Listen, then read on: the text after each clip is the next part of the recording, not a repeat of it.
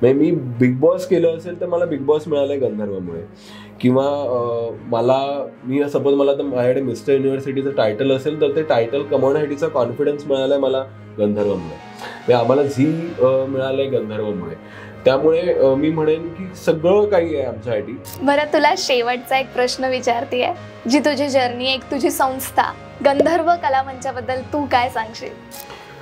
मी हेच सांगेन की गंधर्व कलामंच कदाचित मी म्हणेन की असं एक स्वप्न आहे जे मी कधी बघितलंच नाही. मी म्हणेन, जसं मी तुला मगाशी म्हणालो की मला कधीच वाटलं नाही की मी कधीतरी एवढी मोठी संस्था चालवेन, एवढी मोठी संस्था काढेन.